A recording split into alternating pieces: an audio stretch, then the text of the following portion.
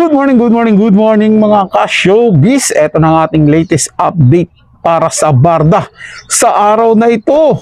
Naku po, lagot na David Licauco flirting another actress. Paano na si Barbie Fortesa? Tara ating bigyan ng komento, reaction, opinion ang balitang yan. Pero bago po tayo magpatuloy, nais ko lang po kayong kalmahin mga ka-showbiz, mga kapwa-Barda fans ko dyan. Hindi pa natin sigurado ang balitang ito, kaya nga tayo magre-react at syempre hahanap pa tayo ng ibang katibayan kung ito'y may katotohanan. Mamaya baka naman sinisiraan lang si David Licauco. Alam mo naman na lagi ang ginagawa ng mga basher. At syempre damay na rin dyan si Barbie Fortesa, mga ka-showbiz, mga kapwa-Barda fans ko dyan. Kaya naman kung hindi ka pa nakapag-subscribe dito sa ating channel, ano pang hinihintay mo? Mag-subscribe na at i-hit ang notification bell para laging mauna ka sa mga bagong balitang showbiz. Panoorin at pakinggan ang buong detalye at ikaw na ang humusga. Hey everyone, welcome back to the channel. If you're new here, make sure to hit that subscribe button and tap the notification bell so you never miss the juiciest updates in Philippine showbiz. And to all our loyal viewers, thank you for always tuning in. You already know this is the place for the hottest celebrity buzz. Now, today's topic, oh boy, it's got the internet in full-on chismis mode.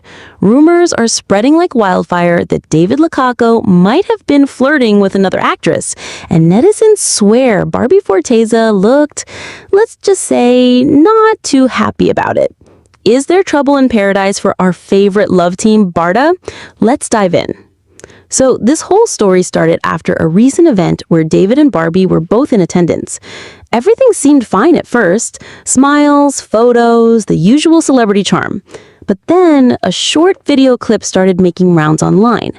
In the clip, David was seen chatting and laughing a little too comfortably with a fellow actress. The moment looked lighthearted, but eagle-eyed fans were quick to notice Barbie's expression in the background. Some said she looked unamused. Others said she seemed quietly uncomfortable. It didn't take long before the clip went viral, with the hashtag #DavidCaught trending across X and TikTok. As always, the fandom had a lot to say. Some fans rushed to Barbie's defense, calling out David for crossing the line in public. One netizen wrote, "If my man laughed like that with another girl, I'd be upset too. Barbie has every right to feel bad." Another chimed in, "David, you'd better not be playing with Barbie's feelings." But not everyone saw it as flirting. Others argued it was just a friendly, harmless exchange between coworkers. A fan countered, "Guys, calm down. David is an actor. He's bound to be friendly with other actresses. Don't make this a bigger issue than it is." So, the fandom is clearly split. Half are convinced Barbie looked jealous, while the other half think netizens are just being dramatic. But here's what really caught people's attention: Barbie's body language. In another clip from the same event, she seemed quieter than usual. Normally, Barbie is all smiles and laughter with David during public appearances, but this time, she was reserved, barely making eye contact. Ito opinion ko dyan mga ka-showbiz, mga kapwa-Barda fans ko dyan ha, dito sa chika ni Ama Entertainment.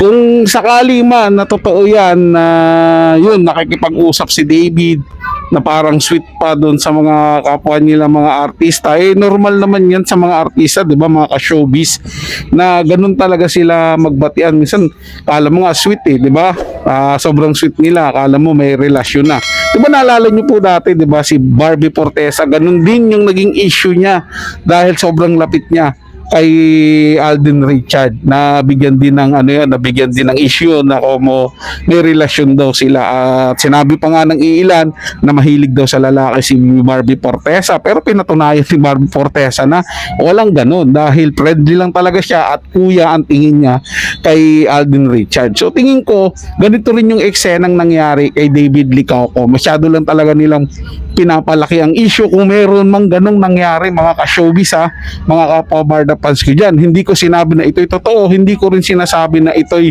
peke. Kasi syempre mga artista yan eh. May mga time talaga na magkakasama yan sila sa isang event. Syempre lalo na kung sa trabaho, may mangyayaring ganon. Pero ang pinupunto ko lang po dito, hindi naman po siguro na flirting na si David Licauco dahil lang sobrang dikit niya doon sa girl na nagtatawanan pa sila kasi yun ang sinasabi, di ba? Mga ka-showbiz, mga kapwa Barda fans ko dyan. At kung sakali man na nakaramdam na nagselo si Barbie Fortesa, para sa akin normal lang din na magselo siya dahil unang-una ando doon siya. Siya yung collab team. And para sa akin, tingin ko may unawaan na silang dalawa tapos may ganun si David Licauco. Di ba mga ka-showbiz, mga kapwa Barda fans ko dyan? Kaya kung ano yung nasa isip nyo, ano yung sa loobin nyo rito, ilagay nyo sa ating comment section. Pag-usapan natin yan mga showbiz, mga kapwa Barda fans ko dyan. Diba? Kaya ituloy natin yung video para mas maunawaan pa natin yung kabuoang nilalaman nito. Some fans claim this was proof that she was silently upset with David's actions. Others believe it was simply a case of exhaustion. After all, these events can be super draining. Still, the unhappy Barbie theory has spread fast, with netizens making side-by-side comparisons of her usual vibe with her mood that night. And honestly, it does make you wonder. That should have been enough to squash the rumors. But nope, fans are still convinced something more was going on, especially after Barbie's seemingly cold demeanor during the rest of the event. Interestingly, both David and Barbie have kept quiet about the situation. No official statements, no subtle clapbacks, not even cryptic posts. And of course, that silence is only fueling speculation even more. Barda fans are refreshing their feeds constantly, waiting for either of them to post something that might confirm or deny the issue. But so far, nothing. So what could really be happening here? Let's break down the most popular theories floating around online. Maybe Barbie really was bothered by David's playful banter. Even if it was harmless, sometimes emotions are hard to hide. It's possible Barbie's expression had nothing to do with David. Maybe she was tired, stressed, or simply caught at the wrong angle. Let's be real. Fans love to read into every small gesture. A quick smile here or a serious look there can spiral into relationship trouble overnight. One thing's for sure. The fact that this tiny clip became a trending issue shows how massively invested fans are in Barda and David's dynamic. Whether they're just friends, co-stars, or something more, people can't stop dissecting every little moment between them.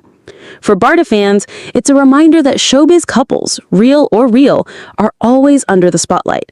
Every laugh, every glance, every expression can be magnified into a headline. So, what's the truth? Did David really flirt with another actress, or was this all just a harmless moment taken out of context? And was Barbie genuinely unhappy, or just tired from a long day? At the end of the day, only they know the real story. But one thing's certain, the Barda fandom will keep watching, analyzing, and supporting their faves no matter what. Now, I want to hear from you. Do you think David crossed the line, or is this all just exaggerated cheesiness? Let me know in the comments below. I'll be featuring the best reactions in my next video. Don't forget to like, subscribe, and hit that notification bell so you never miss the next sizzling update.